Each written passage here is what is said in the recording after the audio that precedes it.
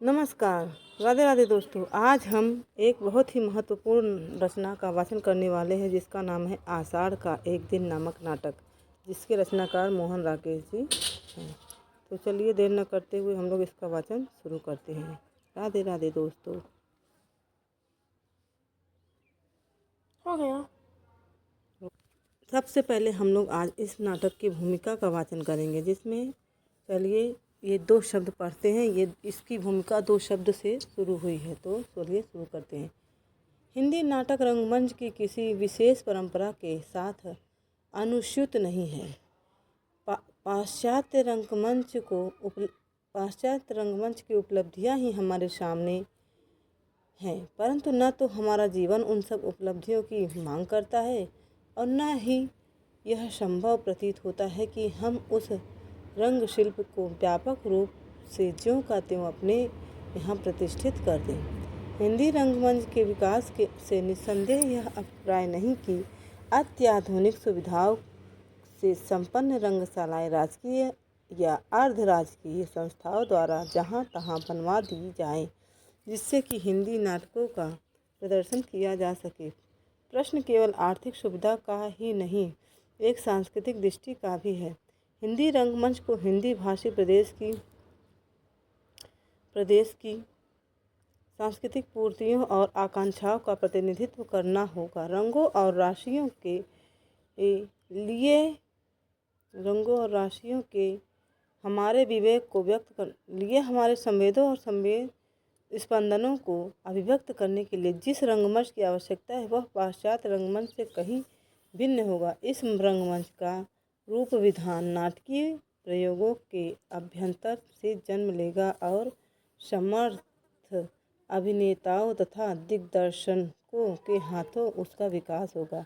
संभव है यह नाटक उन संभावनाओं की खोज में कुछ योग दे सके। तो देखिए, यह बसंत 1958 मोहन राकेश ऐसा लिखा हुआ है। ठीक है दोस्तों, फिर हम लोग देखते हैं पात्र परिचय। पात्र परिचय में देखिए, पहला पात्र है अंबिका। अंबिका ग्राम की एक वृद्धा के रूप में इसका नाम दिया हुआ है। फिर मल्लिका देखिए, मल्लिका उसकी पुत्री है और मेन किरदार इस नाटक की नायिका है। कालिदास को देखिए, ये कवि हैं और ये इस नाटक के मुख्य पात्र हैं। दंतुल राजपुरुष है, मातुल कवि मातुल हैं, निक्षेप ग्राम पुरुष, विलोम ग्राम पुरुष, रंगिनी संगिनी भी नागरी हैं, मतलब नगर की स्त्रियां हैं, अनुस्वार और अनुनासिक अधिकारी हैं, और प्रियंगु मंजरी राजकन्या कवि की पत्नी है। ठीक है दोस्तों, तो ये रहा हमारा पात्र परिचय। आप सबको पता है कि इस नाटक में कुल 3 अंक हैं। ठीक है दोस्तों, का वाचन शुरू कर रहे हैं। देखिए, पर्दा उठने से पूर्व, अगर आपसे इतना यह भी पूछ लेगा तो आपको पता होना चाहिए कि इसमें क्या दिया हुआ है। पर्दा उठने से पूर्व हल्का हल्का मेघ गर्जन और वर्षा का शब्द, जो पर्दा उठने के अनंतर भी कुछ क्षण चलता रहता है, फिर धीरे धीरे पर्दा उठता है। ठीक है दोस्तों, पुनः एक साधारण प्रकोष्ठ, दीवारें लकड़ी की हैं, परंतु निचले भाग में चिकनी मिट्टी से पोती गई है। बीच बीच में गेरू से स्वास्तिक चिन्ह बने हैं। सामने का द्वार अंधेरी ड्योढ़ी में खुलता है। उनके दोनों ओर छोटे छोटे ताल हैं, जिनमें मिट्टी के बुझे हुए दिए रखे हैं। इसको ध्यान रखना कि क्या क्या चीज़ें कहाँ कहाँ रखी हैं। ठीक है दोस्तों, बाईं ओर का द्वार दूसरे प्रकोष्ठ में जाने के लिए है। द्वार खुला होने पर उस प्रकोष्ठ में बिछे तल्प का एक कोना ही दिखाई देता है। द्वारों के किवाड़ भी मिट्टी से पोते गए हैं और उन पर गेरू एवं हल्दी से कमल तथा शंख बनाए गए हैं। दाईं ओर बड़ा सा झरोखा है, जहाँ से बीच बीच में बिजली कौंधती दिखाई देती है। प्रकोष्ठ में एक और चूल्हा है। आसपास मिट्टी और कांसे के बर्तन सहेज कर रखे गए हैं। दूसरी ओर झरोखे से कुछ हटाकर 3-4 बड़े बड़े कुंभ मतलब जानते हैं दोस्तों, घड़े होते हैं, रखे गए हैं, जिन पर कालिख और काई जमी है। उन्हें कुसा से ढक कर ऊपर पत्थर रख दिए गए हैं। झरोखे से सटा एक लकड़ी का आसन है, जिस पर बाघ छाल बिछी है। चूल्हे के निकट 2 चौकियां हैं। उन्हीं में से एक पर बैठी अंबिका छाछ में धान फटक रही है। छाछ में धान पटक रही। ठीक है दोस्तों, एक बार झरोखे की ओर देख कर वह लंबी सांस लेती है, फिर व्यस्त हो जाती है। सामने का द्वार खुलता है और मल्लिका गीले वस्त्रों में कांपती सिमटती अंदर आती है। अंबिका आंखें झुकाए व्यस्त रहती है। मल्लिका क्षण भर ठिठकती है, फिर अंबिका के पास आ जाती है।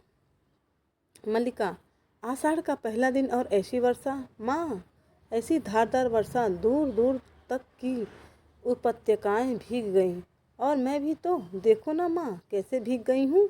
अंबिका उस पर सिर से पैर तक एक दृष्टि डालकर फिर व्यस्त हो जाती है। मल्लिका घुटनों के बल बैठकर उसके कंधे पर सिर रख देती है। गई थी कि दक्षिण से उड़कर आती बकुल पंक्तियों को देखूंगी, और देखो सब वस्त्र भिगो आई हूँ। उसके केसों को चूमकर खड़ी होती हुई ठंड से सिहर जाती है। सूखे वस्त्र कहाँ है माँ? इस तरह खड़ी रही तो जुड़ा जाऊंगी। तुम बोलती क्यों नहीं? अंबिका आक्रोश की दृष्टि से देखती है। अंबिका, सूखे वस्त्र अंदर तल्प पर हैं।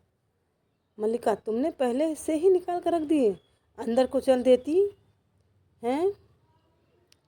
तुम्हें पता था मैं भीग जाऊंगी और मैं जानती थी तुम चिंतित होगी, परंतु माँ।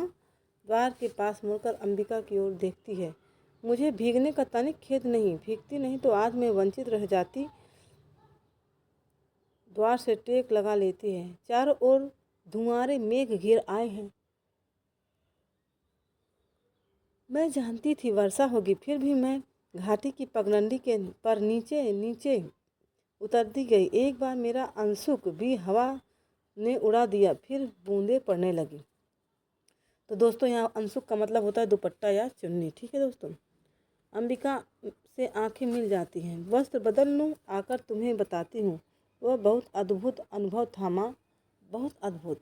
अंदर चली जाती है। अंबिका उठकर फटके हुए धान को एक कुंभ में डाल देती है और दूसरे कुंभ से नया धान निकाल लेती है। अंदर के प्रकोष्ठ से मल्लिका के शब्द सुनाई देते रहते हैं। बीच बीच में उसकी झलक भी दिखाई दे जाती है। नील कमल की तरह कोमल और आर्द्र वायु की तरह हल्का और स्वप्न की तरह चित्रमय। मैं चाहती थी उसे अपने में भर लूं और आंखें मूंद लूं। मेरा तो शरीर भी निचुड़ रहा है माँ, कितना पानी इन वस्त्रों ने पिया है। ओह, शीत की चुभन के बाद उष्णता का यह स्पर्श, गुनगुनाने लगती है। कुवलय दल नीलरुत्नतैस्तो यह नम्रे, गीले वस्त्र कहाँ डाल दूँ माँ, यहीं रहने दूँ? मृदु पवन विधु मैर्मन्दमन्दं चलद्भि अपहृतमिव चेतस्थो यदै सैन्द्रचापे पथिक जनवधूनाम तद्योकुलानाम। बाहर आ जाती है। माँ, आज के वे क्षण मैं कभी नहीं भूल सकती। सौंदर्य का ऐसा साक्षात्कार मैंने कभी नहीं किया, जैसे वह सौंदर्य आस्पृश्य होते हुए भी मांसल हो। मैं उसे छू सकती थी, देख सकती थी, पी सकती थी। तभी मुझे अनुभव हुआ कि यह क्या जो भावना को कविता का रूप देता है। मैं जीवन में पहली बार समझ पाई थी कि क्यों कोई पर्वत शिखरों को सहलाती मेघ मालाओं में खो जाता है, क्यों किसी को अपने तन मन की अपेक्षा आकाश में बनते मिटते चित्रों का इतना मोह हो रहता है। क्या बात है माँ, इस तरह चुप क्यों हो? अंबिका, देख रही हो? अंबिका, देख रही हूँ, मैं काम कर रही हूँ। देख रही हो, मैं काम कर रही हूँ। मल्लिका, काम तो तुम हर समय करती हो, परंतु हर समय इस तरह चुप नहीं रहती। अंबिका के पास जाकर बैठ जाती है, बैठती है। अंबिका चुपचाप धान फटकती है। मैं तुम्हें काम नहीं करने दूंगी, मुझसे बात करो। अंबिका, क्या बात करूं? मल्लिका, कुछ भी कहो। मुझे डांटो कि भीग कर क्यों आई हूँ, या कहो कि तुम थक गई हो इसलिए शेष धान मैं फटक दूं, या कहो कि तुम घर में अकेली थी। अंबिका, मुझे सब अच्छा लगता है। छाछ उससे ले लेती है। मैं घर में दुकेली कब होती हूँ? तुम्हारे यहाँ रहते मैं अकेली नहीं होती। मल्लिका, मैं तुम्हें काम नहीं करने दूंगी। फिर छाछ उसके हाथ से ले लेती है और कुंभों के पास रख आती है। मेरे घर में रहते भी तुम अकेली हो। कभी तो मेरी भर्त्सना करती हो कि मैं घर में रहकर तुम्हारे सब कामों में बाधा डालती हूँ और कभी कहती हो पीठ के पीछे उसके गले में बाहें डाल देती है। मुझे बताओ तुम इतनी गंभीर क्यों हो? अंबिका, दूध उठा दिया है, शर्करा मिला लो और पी लो। शर्करा मतलब शक्कर। मल्लिका, नहीं, तुम पहले बताओ। अंबिका, और जाकर थोड़ी देर तल्प पर विश्राम कर लो, मुझे अभी। मल्लिका, नहीं माँ, विश्राम नहीं करना है, थकी कहाँ हूँ जो विश्राम करूँ। मुझे तो अब भी अपने में बरसती बूंदों के पुलक का अनुभव हो रहा है। रोम अभी तक सीज रहे हैं, तुम बताती क्यों नहीं हो? ऐसे करोगी तो मैं भी तुमसे बात नहीं करूँगी। अंबिका कुछ न कहकर आंचल से आंखें पोंछती है और उसे पीछे से हटाकर पास की चौकी पर बैठा देती है। मल्लिका क्षण भर चुपचाप उसकी ओर देखती रहती है। क्या हुआ है माँ, तुम रो क्यों रही हो? अंबिका, कुछ नहीं। मल्लिका, कभी बैठे बैठे मन उदास हो जाता है। मल्लिका, बैठे बैठे मन उदास हो जाता है, परंतु बैठे बैठे रोया तो नहीं जाता। तुम्हें मेरी सौगंध है माँ, जो मुझे नहीं बताओ। दूर कुछ कोलाहल और घोड़ों की टापों का शब्द सुनाई देता है। अंबिका उठकर झरोके के पास चली जाती है। मल्लिका क्षण भर बैठी रहती है, फिर वह भी जाकर झरोके से देखने लगती है। टापों का शब्द पास आकर दूर चला जाता है। मल्लिका, ये लोग कौन हैं? माँ, अंबिका, संभवतः राज्य के कर्मचारी हैं। मल्लिका, ये कहाँ यहाँ क्या कर रहे हैं? अंबिका, जाने क्या कर रहे हैं। कभी वर्षों में ये आकृतियाँ दिखाई देती हैं, और जब भी दिखाई देती हैं कोई न कोई अनिष्ट होता है। कभी युद्ध की सूचना आती है, कभी महामारी की। लंबी सांस लेती है। पिछली महामारी में जब तुम्हारे पिता की मृत्यु हुई थी, तब भी मैंने ये आकृतियाँ देखी थी। मल्लिका सिर से पैर तक सिहर जाती है। मल्लिका, परंतु आज ये लोग यहाँ किस लिए आए हैं? अंबिका, न जाने किस लिए आए हैं। अंबिका फिर छाछ उठाने लगती है, परंतु मल्लिका उसे बाँह से पकड़कर रोक लेती है। मल्लिका, माँ, तुमने बात नहीं बताई। अंबिका पल भर उसे स्थिर दृष्टि से देखती रहती है, उसकी आंखें झुक जाती हैं। अंबिका, अग्निमित्र आज लौट आया है। छाछ उठाकर अपने स्थान पर चले जाती है। मल्लिका वहीं खड़ी रहती है। मल्लिका, लौट आया है? कहाँ से? अंबिका, जहाँ मैंने उसे भेजा था। मल्लिका, तुमने भेजा था? होंठ फड़फड़ाने लगते हैं। वह बढ़कर अंबिका के पास आ जाती है। किंतु मैंने तुमसे कहा था, अग्निमित्र को कहीं भेजने की आवश्यकता नहीं। तुम जानती हो मैं विवाह नहीं करना चाहती। उसके लिए प्रयत्न क्यों करती हो? तुम समझती हो मैं निरर्थ का प्रलाप करती हूँ? अंबिका धान को मुट्ठी में ले लेकर जैसे मसलती हुई छाछ में गिराने लगती है। अंबिका, मैं देख रही हूँ तुम्हारी बात ही सच होने जा रही है। अग्निमित्र संदेश लाया है कि वे लोग इस संबंध के लिए प्रस्तुत नहीं हैं। कहते हैं। मल्लिका, क्या कहते हैं? क्या अधिकार है उन्हें कुछ भी कहने का? मल्लिका का जीवन उसकी अपनी संपत्ति है, वह उसे नष्ट करना चाहती है तो किसी को उस पर आलोचना करने का क्या अधिकार? अंबिका, मैं कहती हूँ मुझे अधिकार है। मल्लिका सिर झटक कर अपनी उत्तेजना को दबाने का प्रयत्न करती है। मल्लिका, मैं तुम्हारे अधिकार की बात नहीं कर रही। अंबिका, तुम न कहो, मैं कह रही हूँ। आज तुम्हारा जीवन तुम्हारी संपत्ति है, मेरा तुम पर कोई अधिकार नहीं है। मल्लिका पास की चौकी पर बैठकर उसके कंधे पर हाथ रख देती है। मल्लिका, ऐसा क्यों कहती हो माँ? तुम मुझे समझने का प्रयत्न क्यों नहीं करती? अंबिका उसका हाथ कंधे से हटा देती है। अंबिका, मैं जानती हूँ तुम आज अपना अधिकार भी नहीं है, तुम पर आज अपना अधिकार भी नहीं है, किंतु इतना बड़ा अपवाद मुझसे नहीं सहा जाता। मल्लिका बाहें घुटनों पर रख कर उन पर सिर टिका लेती है। मल्लिका, मैं जानती हूँ माँ, अपवाद होता है, तुम्हारे दुख की बात भी जानती हूँ, फिर भी मुझे अपराध का अनुभव नहीं होता। मैंने भावना में एक, देखिए ये मोस्ट इम्पॉर्टेंट पंक्तियाँ हैं, आप इनको ज़रूर नोट कर लीजिए। मैंने भावना में एक भावना का वर्ण किया है, मेरे लिए वह संबंध सब संबंधों से बड़ा है। वास्तव में अपनी भावना से प्रेम करती हूँ और जो पवित्र है, कोमल है, अनश्वर है। इतना ही पूछ लिया जाएगा तो आपको पता होना चाहिए कि ये आषाढ़ का एक दिन से लिया गया है। अंबिका के चेहरे पर रेखाएं खिंच जाती हैं। अंबिका, और मुझे ऐसी भावना से वितृष्णा होती है, पवित्र, कोमल और अनश्वर है। मल्लिका, माँ, तुम मुझ पर विश्वास क्यों नहीं करती? अंबिका, तुम जिसे भावना कहती हो वह केवल छलना और आत्म प्रवंचना है। भावना से भावना का वर्ण किया है। मैं पूछती हूँ, भावना में भावना का वर्ण क्या होता है? उससे जीवन की आवश्यकताएं किस तरह पूरी होती हैं। भावना में भावना का वर्ण है। हाँ, कहती है। हाँ, मल्लिका क्षण भर छत की ओर देखती है। मल्लिका, जीवन की स्थूल आवश्यकताएं ही तो सब कुछ नहीं माँ, उनके अतिरिक्त भी तो बहुत कुछ है। अंबिका फिर फटकने लगती है। अंबिका, होगा, मैं नहीं जानती। मल्लिका कुछ क्षण अंबिका की ओर देखती रहती है। मल्लिका, सच तो यह है माँ कि ग्राम के अन्य व्यक्तियों की तरह तुम भी उन्हें संदेह और वितृष्णा की दृष्टि से देखती हो। अंबिका, ग्राम के अन्य लोग उसे उतना नहीं जानते जितना मैं जानती हूँ। क्षण भर दोनों की आंखें मिली रहती हैं। मैं उससे घृणा करती हूँ। मल्लिका के चेहरे पर व्यथा, आवेश तथा विवशता की रेखाएं एक साथ खिंच जाती हैं। मल्लिका, माँ। अंबिका, अन्य लोगों को उससे क्या प्रयोजन है, परंतु मुझे है। उसके प्रभाव से मेरा घर नष्ट हो रहा है। ड्योढ़ी की ओर कालिदास के शब्द सुनाई देने लगते हैं। अंबिका के माथे की रेखाएं गहरी हो जाती हैं। वह छाछ के लिए उठ खड़ी होती है। क्षण भर ड्योढ़ी की ओर देखती रहती है, फिर अंदर को चल देती है।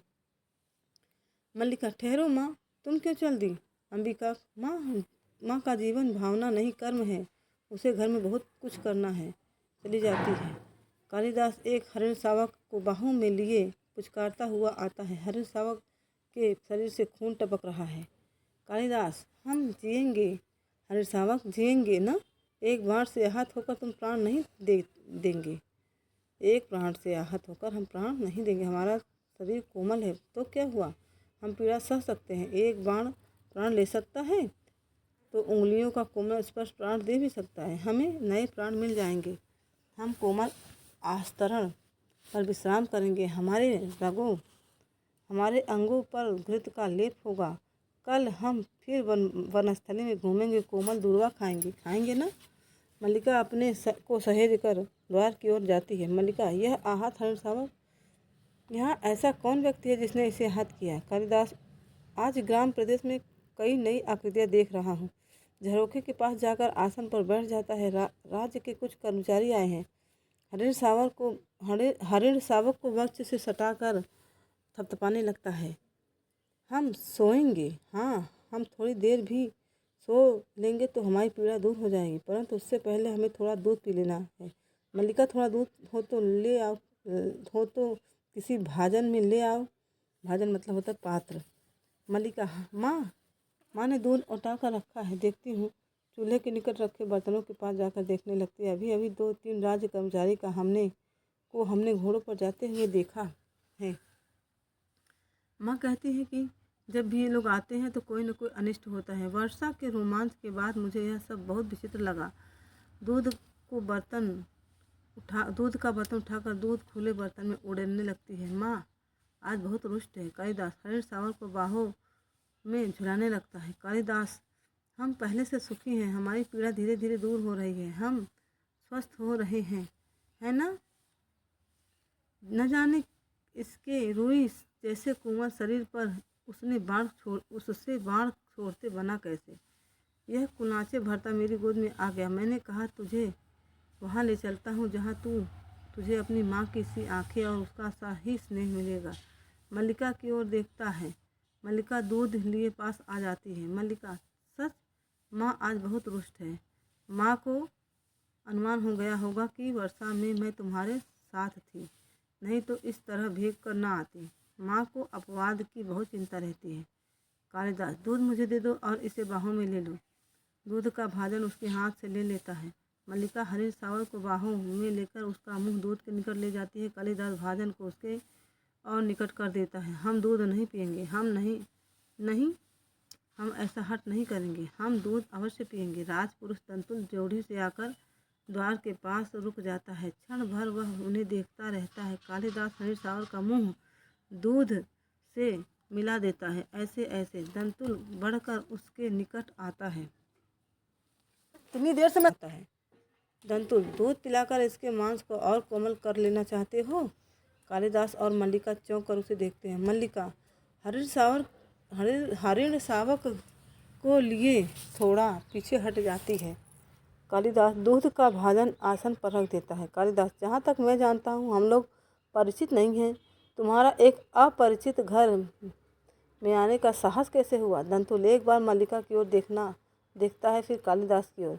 दंतुल, कैसी आकस्मिक बात है कि ऐसा ही प्रश्न मैं तुमसे पूछना चाहता था। हमारा कभी का परिचय नहीं, फिर भी मेरे बाण से आहत हरिण को उठा ले आने में तुम्हें संकोच नहीं हुआ? यह तो कहो कि द्वार तक रक्त बिंदुओं के चिन्ह बने हैं, अन्यथा इन बादलों से घिरे दिन में मैं तुम्हारा अनुसरण कर पाता? कालिदास, देख रहा हूँ कि तुम इस प्रदेश के निवासी नहीं हो। दंतुल व्यंग्यात्मक हंसी हंसता है। दंतुल, मैं तुम्हारी दृष्टि की प्रशंसा करता हूँ। मेरी वेशभूषा ही इस बात का परिचय देती है कि मैं यहाँ का निवासी नहीं हूँ। कालिदास, मैं तुम्हारी वेशभूषा को देखकर नहीं कह रहा। दंतुल, तो क्या मेरे ललाट की रेखाओं को देखकर जान पड़ता है कि है चोरी के अतिरिक्त सामुद्रिक का भी अभ्यास करते हो? मल्लिका चोट खाई हुई सी कुछ आगे आती है। मल्लिका, तुम्हें ऐसा लांछन लगाते लज्जा नहीं आती? दंतुल, क्षमा चाहता हूँ देवी, परंतु यह हरिण शावक जिसे बाहों में लिए हैं मेरे बाण से आहत हुआ है, इसलिए यह मेरी संपत्ति है। मेरी संपत्ति मुझे लौटा दो। लौटा तो देंगी? कालिदास, इस प्रदेश में हरिणों का आखेट नहीं होता। राजपुरुष, तुम बाहर से आए हो, इसलिए इतना ही पर्याप्त है कि हम इसके लिए तुम्हें अपराधी न माने। दंतुल, तो राजपुरुष के अपराध का निर्णय ग्रामवासी करेंगे। ग्रामीण युवक अपराध और न्याय का शब्दार्थ भी जानते हो? कालिदास, समझदार शब्द और अर्थ राजपुरुषों की संपत्ति है, जानकर आश्चर्य हुआ। दंतुल, समझदार व्यक्ति जान पड़ते हो, फिर भी यह नहीं जानते हो कि राजपुरुषों के अधिकार बहुत दूर तक जाते हैं। मुझे देर हो रही है, यह हरिण शावक मुझे दे दो। कालिदास, यह हरिण शावक इस पार्वत्य भूमि की संपत्ति है, महापुरुष, और इस पार्वत्य भूमि के निवासी हम इसके सजातीय हैं। तुम यह सोचकर भूल कर रहे हो कि हम इसे तुम्हारे हाथ में सौंप देंगे।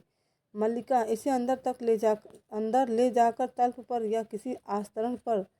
अंबिका सहसा अंदर से आती है। अंबिका, इस घर के तल्प और आस्तरण हरिण शावक के लिए नहीं है। मल्लिका, तुम देख रही हो माँ? अंबिका, हाँ देख रही हूँ, इसलिए तो कह रही हूँ। तल्प और आस्तरण मनुष्यों के सोने के लिए हैं, पशुओं के लिए नहीं। कालिदास, इसे मुझे दे दो। मल्लिका दूध का भाजन नीचे रख देता है और बढ़कर हरिण शावक को अपनी बाहों में ले लेता है। इसके लिए मेरी बाहों का आस्तरण ही पर्याप्त होगा, मैं इसे घर ले जाऊंगा। द्वार की ओर चल देता है। दंतुल और राजपुरुष, दंतुल तुम्हें ले जाते देखता रहेगा। कालिदास, यह राजपुरुष की रुचि पर निर्भर करता है, बिना उसकी ओर देखे ड्योढ़ी पर चला जाता है। दंतुल, राजपुरुष की रुचि अरुचि क्या होती है, संभवतः इसका परिचय तुम्हें देना आवश्यक होगा। कालिदास बाहर चला जाता है, केवल उसका शब्द ही सुनाई देता है। कालिदास, संभवतः। दंतुल, संभवतः। तलवार की मूठ पर हाथ रखे उसके पीछे जाना चाहता है। मल्लिका शीघ्रता से द्वार के सामने खड़ी हो जाती है। मल्लिका, ठहरो राजपुरुष, हरिण शावक के लिए हट मत करो। तुम्हारे लिए प्रश्न अधिकार का है, उनके लिए संवेदना का। कालिदास निशस्त्र होते हुए भी तुम्हारे शस्त्र की चिंता नहीं करेंगे। दंतुल, कालिदास, तुम्हारा अर्थ है कि मैं जिनसे हरिण शावक के लिए तर्क कर रहा था वे कवि कालिदास हैं? मल्लिका, हाँ, परंतु तुम कैसे जानते हो कि कालिदास कवि हैं? दंतुल, कैसे जानता हूँ? उज्जैनी की राज्यसभा का प्रत्येक व्यक्ति ऋतु संहार के लेखक कवि कालिदास को जानता है। देखिए यहाँ पे इनकी रचना के बारे में जिक्र किया गया है। कालिदास की रचना क्या है? ऋतु संहार। उसको आप लोग ध्यान करते जाइएगा कि कौन कौन सी रचना का जिक्र इस नाटक में हुआ है। ठीक है दोस्तों। मल्लिका, उज्जैनी की राज्यसभा का प्रत्येक व्यक्ति उन्हें जानता है। दंतुल, सम्राट ने स्वयं ऋतु संहार पढ़ा और उसकी प्रशंसा की है, इसलिए आज उज्जैनी का राज्य शत्रु ऋतु संहार के लेखक का सम्मान करना चाहता है और उन्हें राजकवि का आसन देना चाहता है। आचार्य वररुचि इसी उद्देश्य से उज्जैनी से यहाँ आए हैं। मल्लिका सुनकर स्तंभित सी हो रहती है। मल्लिका, उज्जैनी का राज्य उन्हें सम्मान देना चाहता है, राजकवि का आसन। दंतुल, मुझे खेद है, मैंने उनके साथ अशिष्टता का व्यवहार किया, मुझे जाकर उनसे क्षमा मांगनी चाहिए। चला जाता है। मल्लिका कुछ क्षण उसी तरह खड़ी रहती है, फिर सहसा जैसे उसकी चेतना लौट आती है। अंबिका इस बीच दूध का भाजन उठाकर कोने में रख देती है। जिस पात्र में पहले दूध रखा था उसे देखती है। उसमें जो दूध शेष है उसे एक छोटे पात्र में डालकर शक्कर मिलाने लगती है। हाथ ऐसे अस्थिर हैं जैसे वह अंदर ही अंदर बहुत उत्तेजित हो। मल्लिका का निचला होंठ दांतों में दबाए दौड़कर उसके निकट आती है।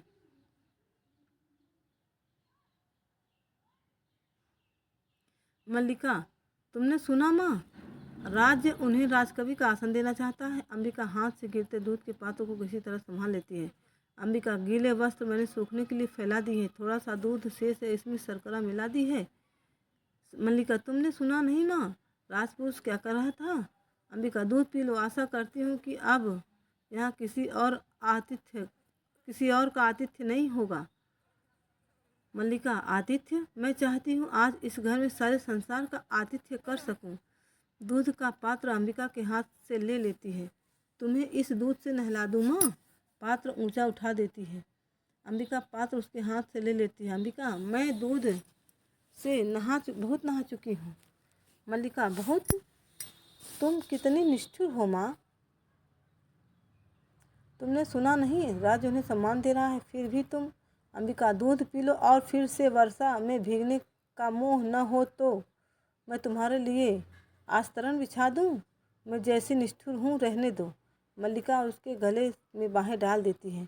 मल्लिका, नहीं, तुम निष्ठुर नहीं हो। मैंने कब कहा है तुम निष्ठुर हो? अंबिका, नहीं, तुमने नहीं कहा। दूध पी लो।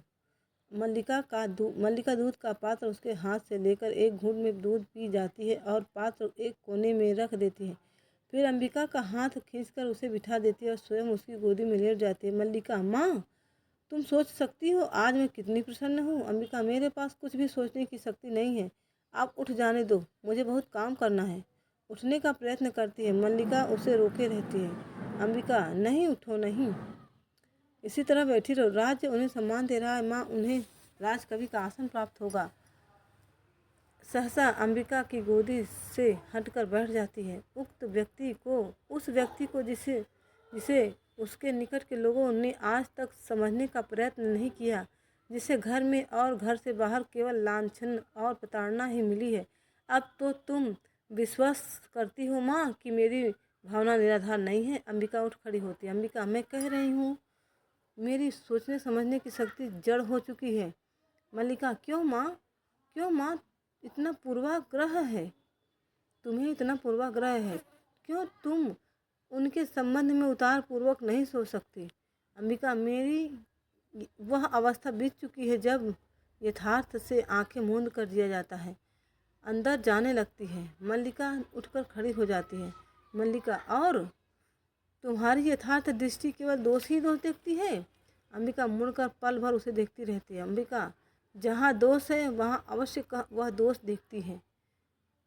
मल्लिका, उनमें तुम्हें क्या दोष दिखाई देता है? अंबिका, वह व्यक्ति आत्म सीमित है, संसार में अपने सिवा उसे और कोई किसी से मोह नहीं। मल्लिका, इसलिए कि वे मातुल की गौवें नहा कर बादलों में खोए रहते हैं। अंबिका, मुझे मातुल से और उसकी गौओं से प्रयोजन नहीं है, मैं केवल अपने घर को देखकर कहती हूँ। अंबिका, बैठ जाओ माँ, बैठ जाओ माँ। अंबिका के हाथ को पकड़कर झरोखे के पास आसन पर ले जाती है। मैं तुम्हारी बात समझती हूँ अंबिका, मैं चाहती हूँ तुम आज समझ लो। तुम कहती हो तुम्हारा उससे भावना का संबंध है, वह भावना क्या है? मल्लिका, मैं उसे कोई नाम नहीं देती। अंबिका के पैरों के पास बैठ जाती है। अंबिका, परंतु लोग उसे नाम देते हैं। अब यदि वास्तव में उसका तुमने भावना का संबंध है तो वह क्यों तुमसे विवाह नहीं करना चाहता? मल्लिका, तुम उनके प्रति सदा अनुदार रही हो माँ, तुम जानती हो उनका जीवन परिस्थितियों की कैसी विडंबना से में बीता है। मातुल के घर में उनकी क्या दशा रही है। उस साधनहीन और अभावग्रस्त जीवन में विवाह की कल्पना ही कैसे की जा सकती थी? अंबिका, और अब जबकि उसका जीवन साधनहीन और अभावग्रस्त नहीं रहेगा? मल्लिका कुछ क्षण चुप रहकर अपने पैरों को देखती रहती है। किसी संबंध से बचने के लिए अभाव जितना बड़ा कारण होता है, अभाव की पूर्ति उससे बड़ा कारण बन जाती है। मोस्ट इम्पॉर्टेंट पंक्तियाँ हैं।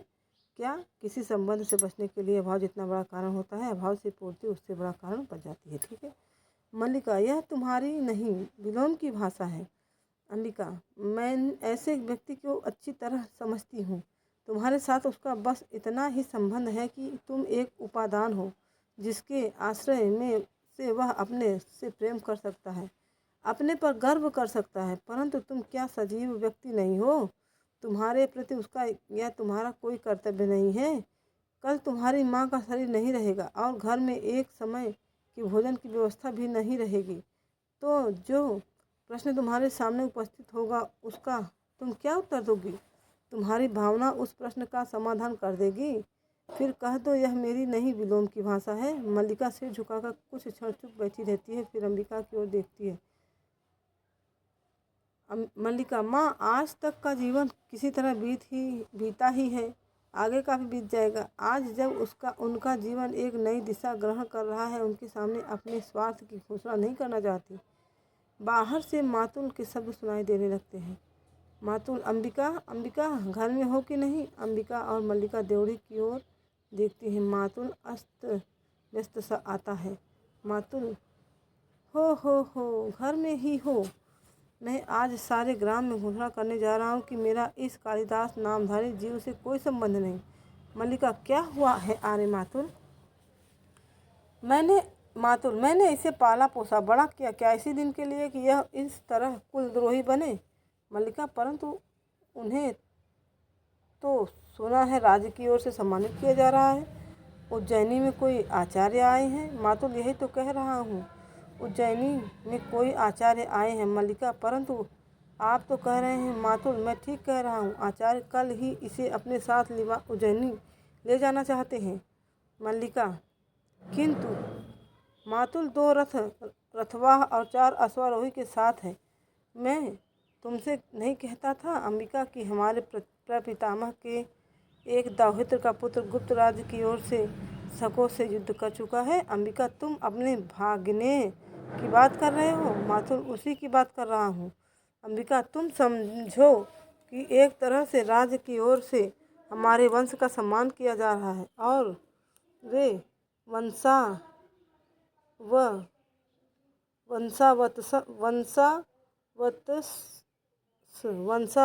कहते हैं। मुझे यह सम्मान नहीं चाहिए। मल्लिका सहसा उठकर खड़ी हो जाती है। मैं राजकीय मुद्राओं से कृत होने के लिए नहीं हूँ। देखिए, मैं राजकीय मुद्राओं से कृत होने के लिए नहीं हूँ। यह कालिदास के कथन है और बता कौन रहा है? मातुल, ठीक है। उत्तेजना में एक कोने से दूसरे कोने तक टहलने लगता है। मल्लिका कुछ क्षण विस्मित सी खड़ी रहती है। मल्लिका, वे राजकीय सम्मान को स्वीकार नहीं करना चाहते। मातुल, मेरी समझ में नहीं आता कि इतने क्रय विक्रय की क्या बात है? सम्मान मिलता है, ग्रहण करो, नहीं कविता का मूल्य ही क्या?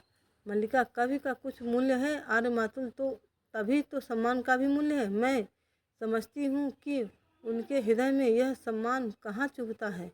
अंबिका कुछ सोचती सी अपने अंशुक को उंगलियों में मसलने लगती है। अंबिका, मैं तुम्हें विश्वास दिलाती हूँ कि वह उज्जैनी अवश्य जाएगा। मातुल उसी तरह टहलता रहता है। मातुल, अवश्य जाएगा? वे लोग इसके अनुचर हैं जो अभिस्तुति करके इसे ले जाएंगे। अंबिका, सम्मान प्राप्त होने पर सम्मान के प्रति प्रकट की गई उदासीनता व्यक्ति के महत्व को बढ़ा देती है। मोस्ट इम्पॉर्टेंट है, यह कथन पूछा भी गया है कि सम्मान प्राप्त होने पर सम्मान के प्रति प्रकट की गई उदासीनता व्यक्ति के महत्व को बढ़ा देती है। तुम्हें प्रसन्न होना चाहिए कि तुम्हारा भागनीय लोकनीति में निष्णात है। मातुल सहसा रुक जाता है। मातुल, यह लोकनीति है? मैं तो कहूँगा कि लोकनीति और मूर्खनीति दोनों का एक ही अर्थ है। फिर टहलने लगता है। जो व्यक्ति कुछ देता है, धन हो, सम्मान हो, वह अपना मन बदल भी सकता है और बदल गया तो बदल गया। फिर रुक जाता है। तुम सोचो कि सम्राट रुष्ट भी तो हो सकते हैं कि एक साधारण कवि ने उनका सम्मान स्वीकार नहीं किया। निक्षेप बाहर से आता है। निक्षेप, मातुल, आप अभी तक यहाँ हैं और आचार्य आपकी प्रतीक्षा कर रहे हैं। मातुल, और तुम यहाँ क्या कर रहे हो? मैंने तुमसे वही नहीं कहा था कि जब तक मैं न लौट कर आऊँ तुम आचार्य के पास रहना। निक्षेप, परंतु यह भी तो कहा था कि आचार्य विश्राम कर चुके तो तुरंत आपको सूचना दे दूँ। मातुल, यह भी कहा था किंतु वह भी तो कहा था। यह कहा तुम्हारी समझ में आ गया, वह नहीं आया। निक्षेप किंतु मातुल। मातुल किंतु क्या? मातुल मूर्ख है। बताओ, तुम मुझे मूर्ख समझते हो? निक्षेप नहीं मातुल। मातुल मैं मूर्ख नहीं तो निश्चय ही तुम मूर्ख हो। आचार्यों ने कहा है। निक्षेप उन्होंने कहा है कि वे आपके साथ इस सारे ग्राम प्रदेश में घूमना चाहते हैं। मातुल के मुख पर गर्व की रेखाएं प्रकट होती हैं। जिन प्रदेशों ने कालिदास की कविता को जन्म दिया, मातुल के मुख की रेखाएं वितृष्णा की रेखाओं में बदल जाती हैं। कालिदास की कविता, मातुल कहता है, फिर टहलने लगता है। ना जाने इतने बड़े आचार्य को इसकी कविता में क्या विशेषता दिखाई दी। रुककर अंबिका की ओर देखता है। इस व्यक्ति को सामान्य लोक व्यवहार तक का तो ज्ञान नहीं और तुम लोक नीति की बात कहती हो। आप एक हरिण सावर को गोदी में लिए घर की ओर आ रहे थे। सौभाग्यवश तो मैंने बाहर ही देख लिया। मैंने प्रार्थना की कि कवि को लूँ। गुरु, यह समय इस रूप में घर में जाने का नहीं है। उज्जैनी में एक बहुत बड़े आचार्य आए हैं। आप सुनते ही लौट पड़े जैसे रास्ते में सांप देख लिया हो। मल्लिका अंबिका के पास जाकर आसन पर बैठ जाती है। फिर मातुल टहलने लगता है। आज हम लोग यहीं तक पढ़ेंगे और इसके आगे का हम नेक्स्ट वीडियो में पढ़ेंगे। और हाँ, आपको सभी नाटकों की श्रृंखला धीरे धीरे हम पढ़ाएंगे। और आपको हमारा यह प्रयास कैसा लगा, कृपया आप हमें कमेंट में ज़रूर बताएं। राधे राधे दोस्तों।